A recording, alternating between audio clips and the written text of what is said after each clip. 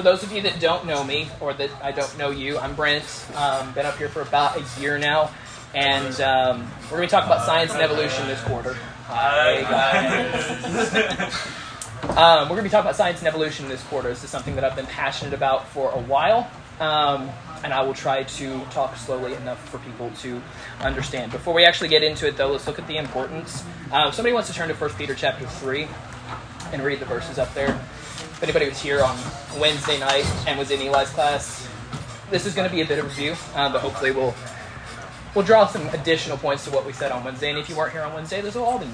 So whoever gets there first, just read this.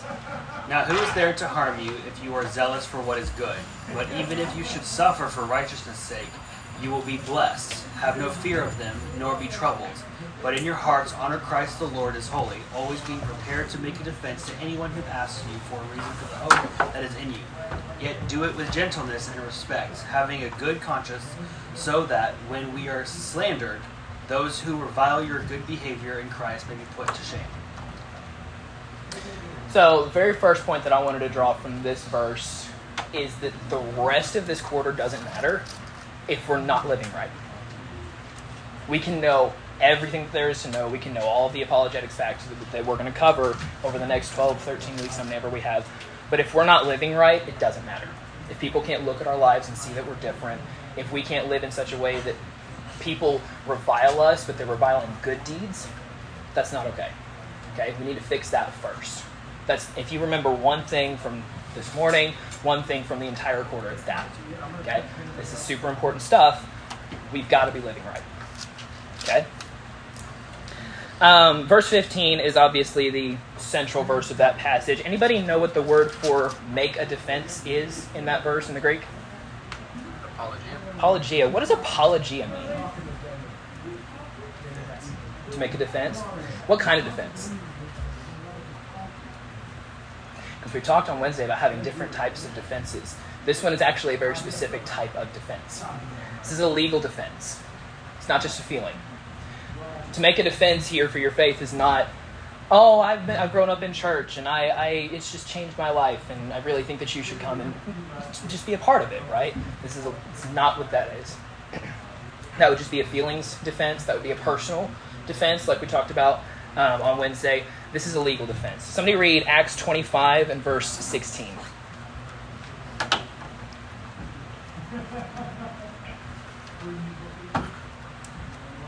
I answered them that it was not the custom of the Romans to give up anyone before the accused met the accusers face to face and had opportunity to make his defense concerning the charge laid against him.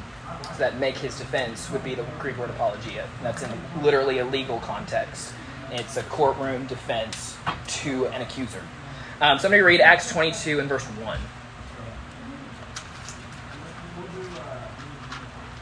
Men, brethren, and fathers, hear you my defense, which I make now unto you. When they heard that he spake, that's the verse 2. No, you're good. So that would be in the context of the Paul making his defense to the Jewish leaders. So this would be a very public forum. This would be him trying to defend his actions and convince them that he's in right. This is not just a feeling. This needs to have actual substance backed up to it. That's the kind of defense that we need to have prepared for our faith. Not just a feeling, not just I think it's true, not just I hope it's true, but why do we actually know that it's true? And can we convince other people with that? Okay? Somebody read Colossians 4, 3 through 6.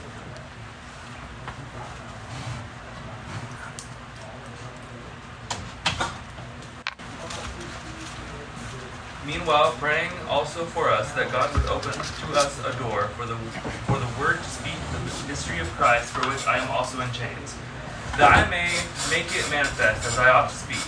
Walk in wisdom toward those who are outside, redeeming the time. Let your speech always be with grace, seasoned with salt, that you may know how you ought to answer each other. The first thing that I want to point out here is that we need to make this clear. What version you're reading said to make it manifest. ESV says to make it clear, that I may make it plain to them, which is how Paul said he ought to speak. When we're teaching other people, when we're spreading the gospel, it needs to be clear. It needs to be in plain language that they can understand. But part of that is we have to understand what we're talking about in order to effectively communicate it. Okay?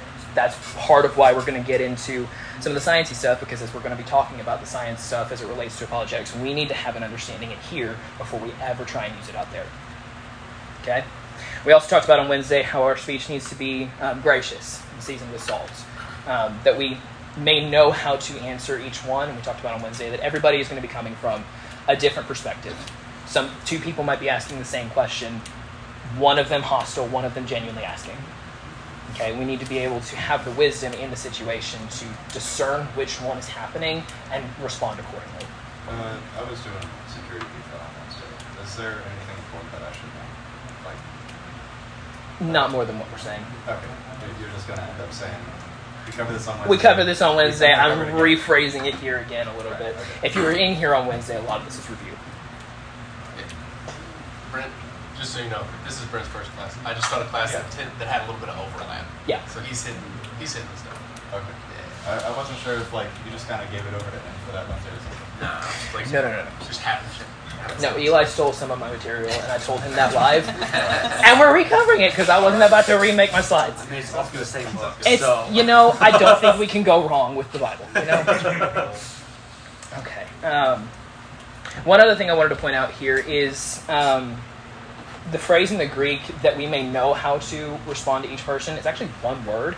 It's a very interesting word. It's the idea that we're going to already have thought about the answer, to know the answer to some common questions. That way, when we're in the conversation, in the heat of the moment, we're not thinking of a response. We're analyzing the situation and determining how best to respond. Okay? That's part of, again, the importance is part of why we're here, is to already know these answers beforehand. Somebody read Romans 1, verses 19 through 20.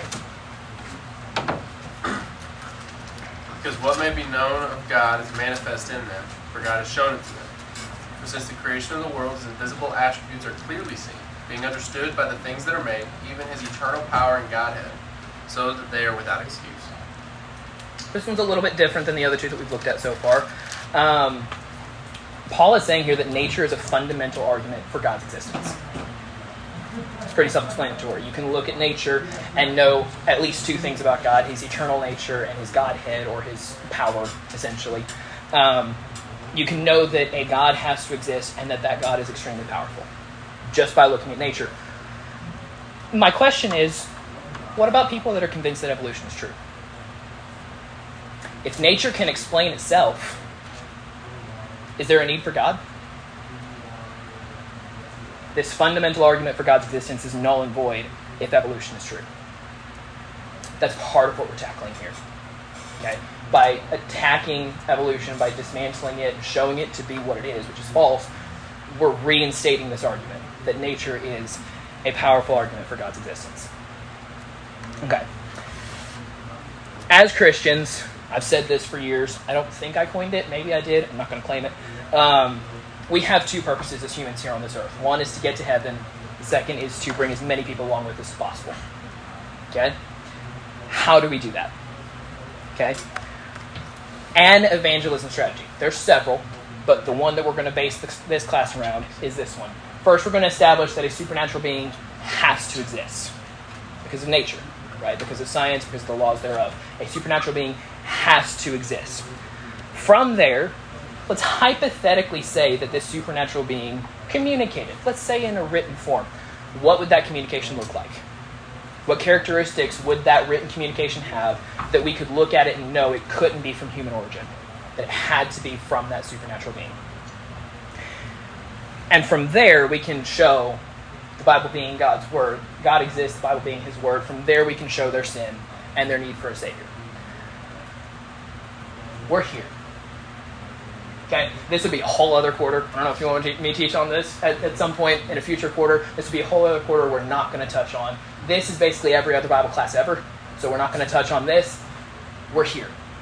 Okay, this is step one. We're trying to establish that a supernatural being scientifically has to exist. That's part of why this is important, is that it's an evangelism strategy for you to use.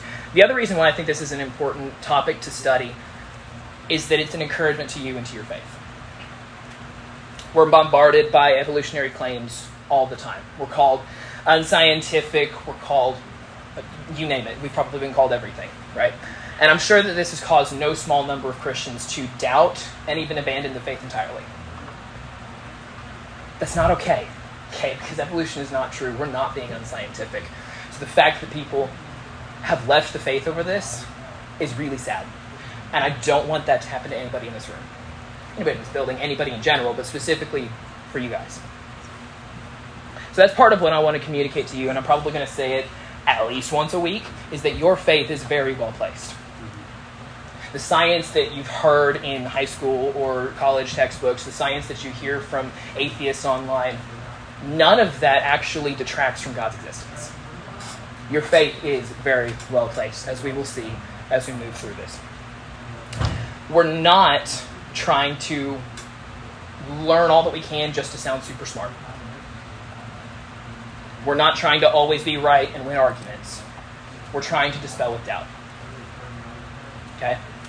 This is not about being a know-it-all. This is about being an effective Christian. Some definitions, now that we're done with the important section that took significantly longer than it should have. Definitions. Anybody know what naturalism is? If you don't, throw out there what you think. The belief that only the natural world exists. Do what? The belief that only the natural world exists. The belief that only the natural world exists. The belief that there's nothing more than the observable material universe. This is contrasted with the idea of supernaturalism. Super being more or above, so something that there is something more than the natural material realm. What about theism? This is not a trick question. What about theism? Belief of a God. The belief that there is a God. And when you have a word and you slap an A on the front of that word, it means not that word, right? So if we have typical, meaning ordinary, and we slap an A on it, it becomes atypical, it means David. not ordinary. Yeah, basically David. So if we have theism and it becomes atheism, what does atheism mean? The opposite. The opposite. Without a God. The belief that there is no God. Not just that we lack a belief in God, because that would be like you don't know, that's agnosticism. This is the positive, affirmative belief that there is no God. Okay? And then science. Science up there is in quotes because this is their definition of science. The naturalistic atheist will contend that science must be from, about, and concluding natural phenomena only. Anything based upon, concerning, or leading to a conclusion of the supernatural cannot be considered scientific, according to them. Okay? Thus, even if all the evidence points toward God, and even if a belief in Him is the only option, let alone the most logical option, they will insist that there has to be some other natural explanation. Because to accept God would be unscientific. I'm going to suggest this. Take it as you will. Maybe we should just follow the evidence where it leads.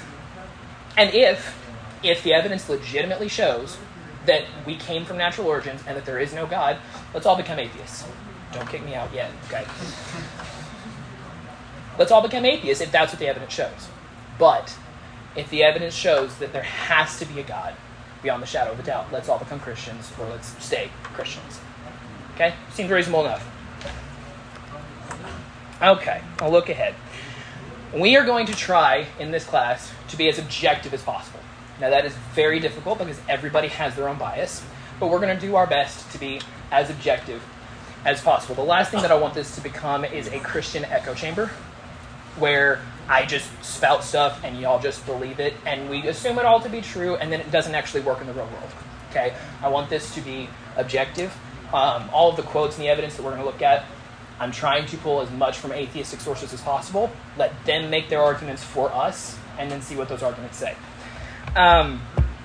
Scratch that, though. We're not going to be objective. We're actually going to be favorable to atheism in this class. I don't want this to be, taught by a Christian for Christians about Christians. Right? I want this to be favorable to the atheistic position, to see what they're saying, and then to make the arguments from there. Okay? In light of that, we're actually going to assume that atheism is true. With every argument that we make, we're going to go with the naturalistic atheistic assumption and see where it goes. Okay? We're going to assume that it is true, evaluate a law or evaluate a scientific situation, and see if stuff breaks. Because if stuff breaks, that means that the assumption of naturalistic atheism has to be wrong. Okay? We're specifically not going to use Scripture. So the little bit that we've looked at the Bible in this class, probably going to be the last that we look at our Bibles for the rest of the quarter. And I know that sounds super sacrilegious too. Don't get me out yet, I promise. Why would we not use the Bible? Because it's circular logic if you use our text to defend our text. Exactly. But it goes beyond that. If I were to say to you that the Quran says that you should pray a specific prayer 3 times a day while facing east, do you care? No. Why? You don't follow the Quran. The Quran is not an authority that you recognize. In the same way, we could read Genesis 1 through 6 to an atheist, and they don't care, because the Bible is not an authority that they recognize. As such, we're not going to really use the Bible. Instead, we're only going to use sources that they already recognize as authoritative, such as science, logic, and things of that nature. Math, actually, is one of the sources that we're going to use too. Don't be too scared yet. Okay, how we're going to go about tackling this. I said that we're going to assume atheism is true. What does that actually mean? With the naturalistic atheistic assumption, the known governing laws of the universe should always exactly apply in every situation. Anything above or below with strict adherence to these laws would inherently be a supernatural event that goes counter to the naturalistic atheist assumption. So any example that we have where the governing laws of the universe are broken would be undeniable proof that atheism, naturalistic atheism, is an incorrect worldview. Okay? And we can actually see this in action. Jonathan, you look like you want a challenge this morning. You up for a challenge? Oh, sure. I want you, using any means that you have available to you, break the law of gravity. Go. We're waiting. I mean, come on. Why can you not break the law of gravity? It's a finite law. It's a law of the material universe. You're in the material universe. You are subject to those laws. Just like, let's use Minecraft as an example. The wolf that you tame to become a dog in Minecraft has to follow the code of Minecraft. The dog can't break the code of Minecraft. Now you, the human being playing Minecraft outside of Minecraft, can adjust the dog's code, give the dog infinite hit points, make the dog super powerful to jump, make the dog change colors like it's Jeb or something. Like, you can do whatever you want outside of the code, but if you're bound by the code, you can't just break the code. The physical material universe is bound by scientific laws. The physical material universe can't just break those laws. If those laws were ever broken, it has to be by something outside the code, breaking the code. That's how we're going to tackle this. We're going to look at several different scientific scenarios, and we're going to see, hey, was the code broken? Were the laws broken? Do things make sense under the naturalistic atheistic worldview? Because if they don't, that implies something else has to exist to break one of those laws. With all of that, several things that I want to say about this slide. This is our quarter. Take it all in, okay? We're going to look at several different aspects of science. The first thing that I want to say is don't necessarily get too scared of any one of these things. Maybe you're you like life, you like biology. If Isaac was here, I was going to use him as an example. Maybe you're in a master's program for something in biology, but you know nothing about matter. Don't worry, we'll explain it in hopefully good enough detail when we get to it. Specifically, don't let this one scare anybody. I'm looking at you, Katie. Math is fun. I'm a number nerd. We will go over this in enough detail to make sure that people understand it. There's some really cool stuff in every single one of these. Don't get scared by any of the lines on this slide. The other thing that I did want to point out, there's several other things. Why did I say one? One of the other things that I wanted to point out was this is our whole quarter. That's not really a lot for a quarter. That means that we're going to go into relatively deep detail. Now, it's nowhere deep compared to what I could go into. This is not the first time that I'm seeing this material. This is not the first time that I'm teaching this material. I could talk for probably 2 quarters just on the topics on the screen. We're not going to go that deep, okay? We're going to go relatively high level. But we're going to go deep enough that we have an understanding. Some people might be concerned with how deep we're going to go into some of these topics, and that we're not really focusing on the Bible in a Bible class. Again, this is an evangelism strategy. This is a way to encourage your faith. If half of you only remember 10% of what we talk about, and if of that 10% of it encourages your faith or is used in an evangelism strategy, I will count this as a win. Okay? I will go into excruciating detail for tiny, tiny wins. Happy to do that. Okay? So it might feel like we're getting way off in the weeds on some of this stuff. I promise you it's worth it. If not to you, then to at least somebody else in the room. That being said, we are going to get into a lot of detail on these topics. Again, I've seen this stuff before. I have a pretty good understanding of this stuff. I might not always communicate it effectively. Okay? I might think that I've communicated effectively, and it might not hit with like 80% of you. So if I ever don't, or if I'm talking too fast, or if I need to explain something again, raise your hand, say something, throw something at me, get my attention. I am happy to re-explain anything. Okay? 5 times over if I need to. If you're socially concerned about raising your hand in public and you don't want to feel stupid in front of a group, first of all, you're not. If you have a question, probably half the room has the same question. But also, we can meet one-on-one. My phone number is in light posts. Grab me after service. We can grab coffee, something. I will make sure that you understand the stuff. Okay? Last thing that I want to point out is this bottom line right here. There are several common atheist challenges that we're going to be looking at that I've already come across and I want to cover because they're fairly common and you'll probably encounter them too. But this is your chance for input on what we cover in this class. If you have come across an atheist challenge to the existence of God, or really any sort of atheist challenge, and you want to cover that, send it to me, tell me about it, I'll make sure that we cover it. Okay? I want this to be useful for you. Yeah. Would we be able to already kind of have that list in front of us to where we can kind of think of various challenges? Other similar things? Yeah. I can. I don't have it quite finalized yet, but I can get something finalized and I can send it out. Yeah, for sure. Does that all make sense so far? Cool. We have time. I didn't know if we were going to get to all this stuff. Cool. Okay, so we are going to dip our toes, for what little time we have remaining, into just a couple of foundational scientific topics that don't necessarily fit in any other section that we're going to cover this quarter. First of all is this big old word, uniformitarianism. Can anybody tell me what that means? And I'll give you a hint. Focus on the first 7 letters. Everything has always been the exact same throughout the entirety of the universe. Yep, everything has always been the exact same throughout the entirety of the universe. It's often phrased as the present is the key to the past. Okay? It's the idea that the way and the rate that events are observed happening today have remained unchanged or uniform throughout all of Earth's history.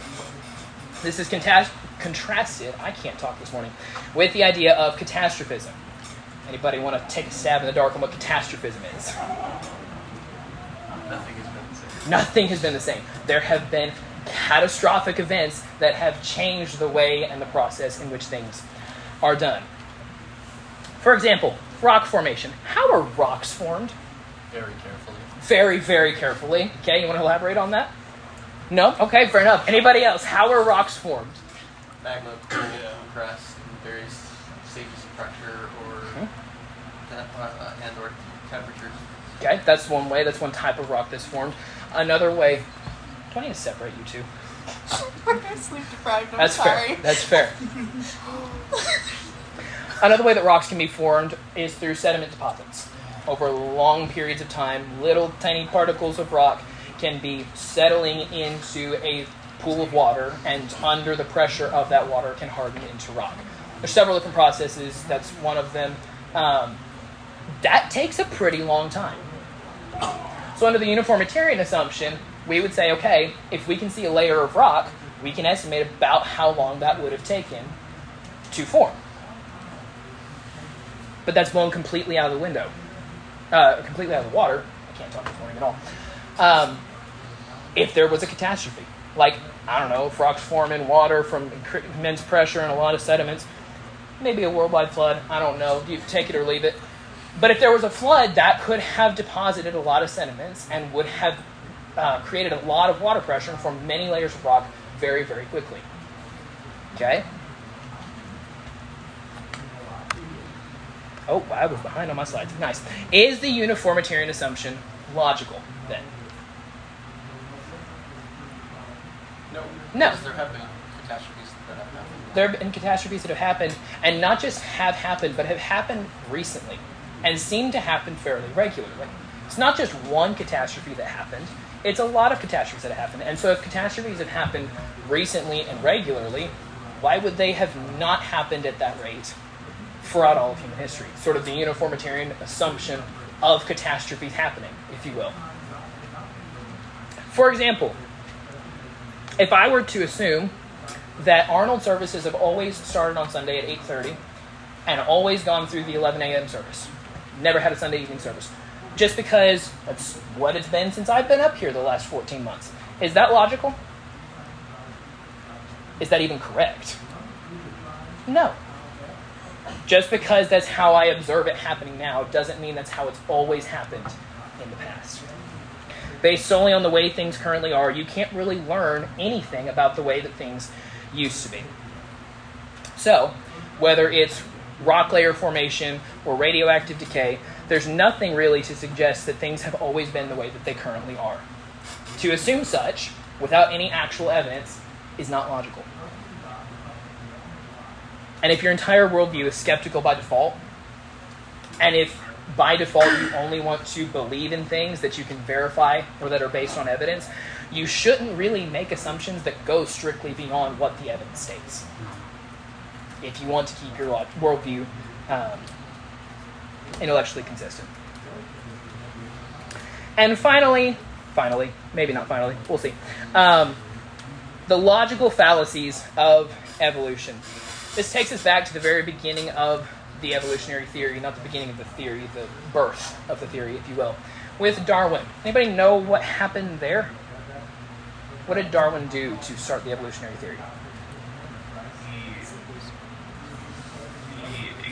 He examined and watched multiple species of animals and tried to connect them throughout each other to come up with the survival of the fittest mentality. Is it the finches? This is finches. Yeah. He observed several different species of finches. He saw some with big beaks and saw some with small beaks and saw some that were larger body size and smaller body size and some with orange colors and green colors, and there was a lot of variation amongst these finches. And he said, hang on, maybe these finches all had a common ancestor, and then through various genetic mutations or variations, the common ancestor gave birth to all of the various types of finches that we see today. Nothing inherently wrong with that. What you got? So then he was right. And he was right.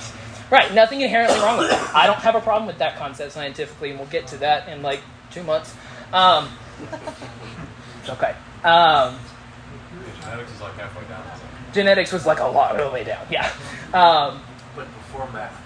Before math, which I'm excited to get to. I'm Honestly. excited for the math part too. Math is going to be. I don't know how we're gonna do math in 1 week, and I don't know how. The problem with Darwin's theory was not that he said all the finches came from a common finch ancestor, was that he then said, hang on, if it could happen to finches, maybe all animals came from a common ancestor. And then just had a lot of variation to get to and from. And this brings us to the first logical fallacy that we're going to talk about. It's the composition fallacy. It states that it is not logical to assume, simply because something is true for a single member of the class, that the thing must be true for all members of that class. So, how do I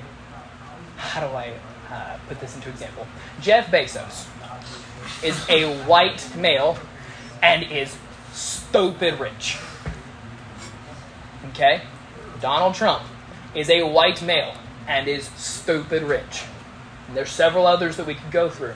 So that must mean that every white male is stupid rich. Is that logical? Absolutely. Absolutely. I wish it was, right? That would be awesome. But it's not the case. Because you can't take something that's true for a single or even several members of a class and just assume that it's true for the whole class, unless that assumption is based on evidence. Okay? So, simply because a finch with a small beak could absolutely have evolved, little e evolved, into a finch with a slightly bigger beak, that does not mean that a finch could ever evolve into a pigeon, or a horse, or a human. To assume that it could is quite illogical. Okay, this is an actual logical fallacy built into evolution. But this happens all the time in science, right? We start with a hypothesis that we don't necessarily have evidence for, and then we test that hypothesis, and then we see what evidence comes back. And if the evidence supports our hypothesis, then great, and if it doesn't, then maybe we revise our hypothesis or start fresh. But we always start with no evidence. Yes, except for the evidence better be forthcoming quickly. And when you experiment, if you want to keep your hypothesis, whatever evidence you uncover better line up with your hypothesis. Controllable and duplicatable. Controllable and duplicatable. Is that what we see with evolution? Spoiler alert? No. Can't really duplicate it. You can't really duplicate it at all. And we're going to get to that too in several of the sections. I don't even remember which all sections, but we're going to get to that in several sections. Instead, though, all of the evidence that we've seen actually contradicts evolution. And that would cause the theory, hopefully, to be changed many times. And it has. The overall time that is required for evolution has been inflated in an insane amount and several times. The order in which several animals have appeared. Go for it. Which is fun because even Darwin, the longer that he studied it, the shorter time he came up with evolution. Like towards the end of his life, he got down pretty close. Yeah, and it is funny to see the different time requirements and sort of the order that it progresses, because a lot of the time that's required is for starlight. And are we getting into starlight? I think we might get into starlight. If we're not, I might want to add it because we're going to get into starlight. That'll be the last class. That'll be an atheistic challenge, because that's a very common, like, what about starlight? Starlight can absolutely get here. There's several theories for how it could have gotten here. Some of them easier than others. Some of them really, really cool. But the time that's required has really been from astronomy, from the fact that we're now observing stars that are literally billions of light years away. How can we be observing them without the time to have passed it? But we didn't know that at Darwin's time. So the theory has had to change several times as new evidence is discovered. The order in which animals appeared, which is theoretically supposed to be based on how complex the animal is, right? Because they're supposed to be increasing in complexity as we evolve into higher and higher life forms. That has changed because we found examples of animals and fossils that existed well before they should have. How does that make sense? That doesn't make sense. We've had to change the theory several times. Sometimes we couldn't change the order of the animals without some other undesirable side effects, so instead we've had to come up with a new explanation for how an animal with a complex feature appeared earlier than it should have. How did it develop that complex feature before it should have? We've had to adjust the theory several times. And this leads us to the second logical fallacy of evolution, the ad hoc fallacy, or as it was described to me in college, the Band-Aid fallacy. It is not logical to, in the face of contradictory evidence to one's belief, to constantly create new explanations for how the belief could still be true, especially when those new explanations have no evidence or basis. So I'm trying to figure out a way to demonstrate this too. Let's say that I have this controller, this TV remote right here. And I don't think that this TV remote can go above this point in elevation. How would I disprove that? Well, crap. Okay, well, let's say that it can't go above this elevation unless it's being touched by human hands. That's my band-aid to this theory. Can anybody disprove that? Yeah, put it on your tablet and let's Put it on the tablet and lift it up. Cool. Okay. I was going to Oh. pick it up with my elbows. Okay. Not with human hands. So maybe it's the tablet. Well, maybe I'm actually just pushing the earth down, so it's never actually getting above this elevation. But wouldn't elevation be based on like the atmosphere? Shh, don't Sorry. use logic and science with me. Come on. Sorry. That's the Band-Aid fallacy. Instead of saying, well, maybe actually the controller can go above this point in elevation, we constantly come up with new, wilder and wilder ideas for why it maybe actually could. Okay? Why the theory still could be true, even though it's clearly not. It sounds like a toddler trying to like lie to their parents. Yeah? Like, no, I didn't do this. Oh well, maybe I was like over here. Maybe I didn't Maybe- like this. Well, then why didn't I find the Respectfully. calculations? It just got there.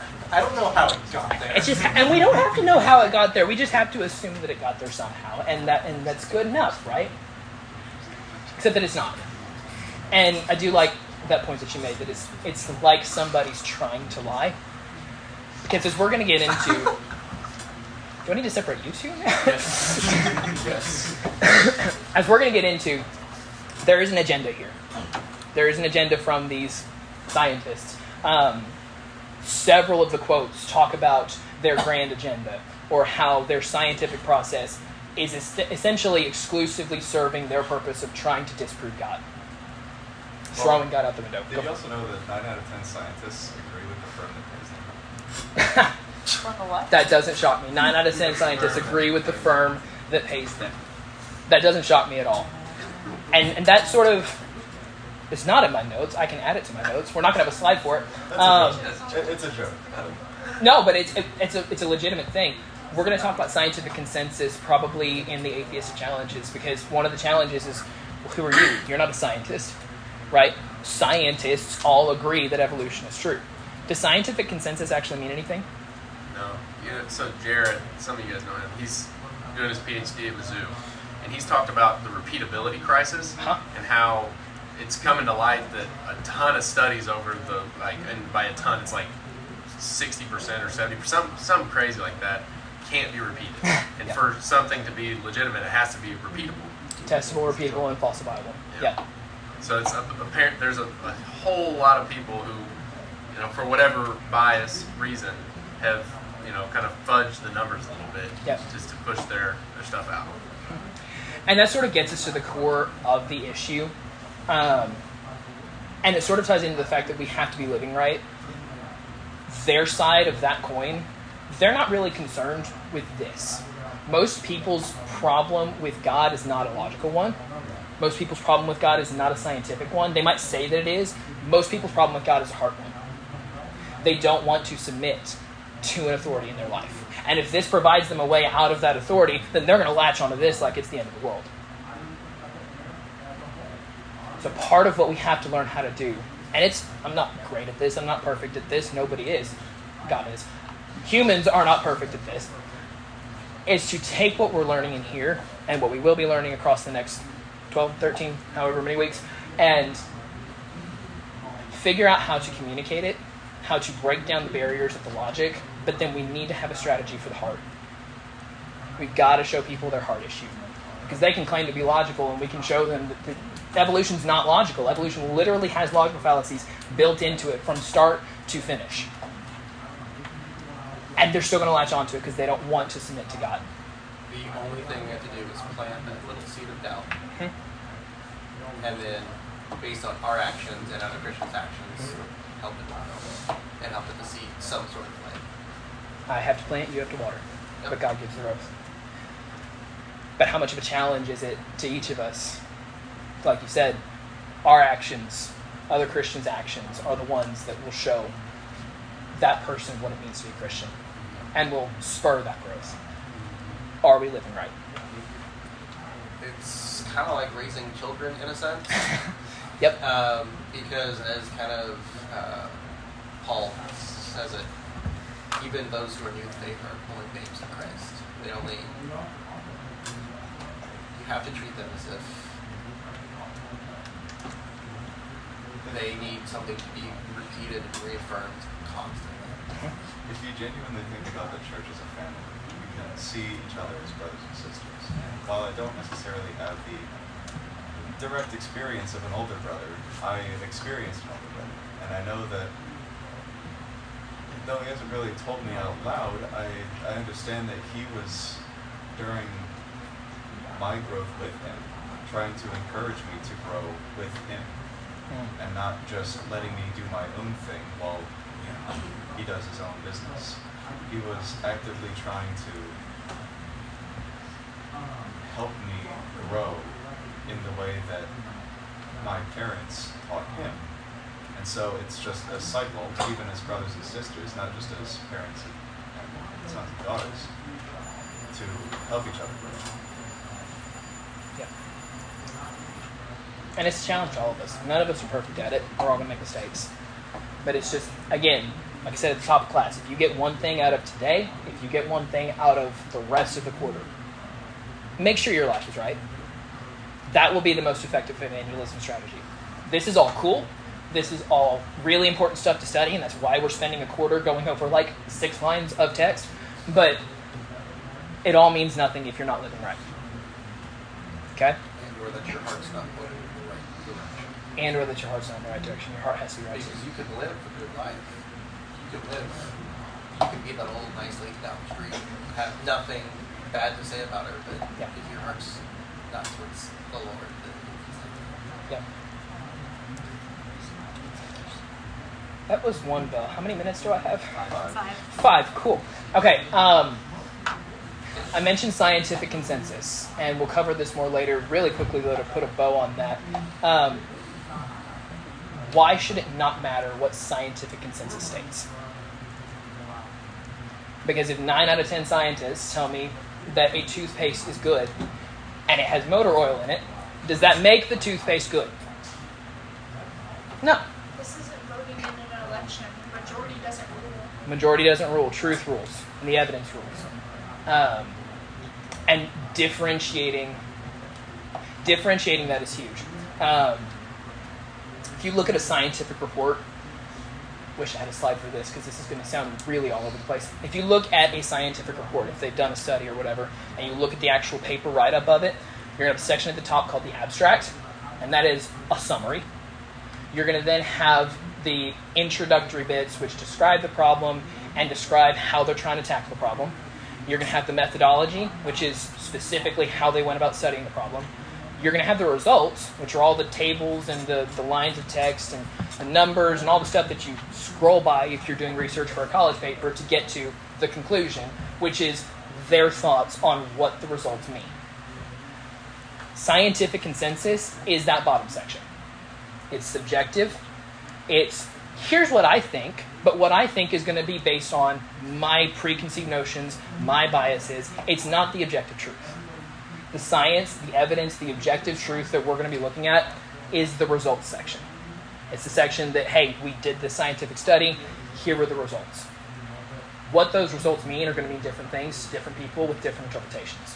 Scientific consensus is one interpretation. It's not necessarily the correct one. Okay? 2 minutes left. One quick point before we end. Maybe I'll go a couple minutes over, is the distinction between observational and historical science. We don't have a slide for this one either because I didn't think we would get this far. Observational and historical science. If you do a study on a rock, and you put it under the microscope and you figure out what that rock is made of, that's observational science. That's you observing something, you testing it. Those tests should be able to be repeatable. They should be able to be falsifiable. That's the observational science. That's hard truth. Nobody can argue that. Then there's historical science, which is based on what we see in fossils and in historical record and in whatever else. How do we think history happened? And that is wide open for interpretation. A criminal case, you can look at the evidence in a criminal case. There could be several legitimate alibis that fit the evidence. The trick is to find the right one. The trick is to find the evidence that supports whichever one is actually true. But there could be several different stories. Evolution is one such story. Creation is another. Neither one is inherently more scientific than the other. Both are historical scientific theories that are looking at the evidence that we have and trying to determine which one happened. Okay? So when they say that evolution is scientific or that it's scientifically proven, make the distinction in your head. There's a difference between observational science, which is, hey, we can measure the law of gravity. We can study a rock. We can maybe measure the amount of carbon-14 in something. But then the assumptions that go into making the historical science story are how much carbon-14 was originally in that thing. Has the rate of carbon-14 decay changed over time? Has there been any outside influence? There's a lot of assumption that goes into historical science that can change the narrative, even if you're founded still on the same observational science. You're not going to hear those two terms, observational and historical science, really from any atheistic worldview, because they just think it all is science. But it is a very important distinction to make, at least to think about as we go through some of this stuff. Right on time. Look at that. Okay. That is all that I have for this class. Let me know if there are any questions. I will get a list of the challenges that I have, and we can send it out. Brittany might post something. I might post it up here. I am going to make these slides, these notes. I've actually got an audio recording that I might put slides to and post it on YouTube. I'm going to make this available to everybody in a Google Drive link, hopefully for every class. Again, this is not the first time I'm seeing this. This might be the first time you're seeing this. It might take multiple passes. I don't have it yet, but I will hopefully have it by Wednesday. So keep out an eye out for that. Let me know if there are any questions. Are there any questions, comments, complaints, points of confusion? Good stuff. Then until 5 minutes from now, downstairs.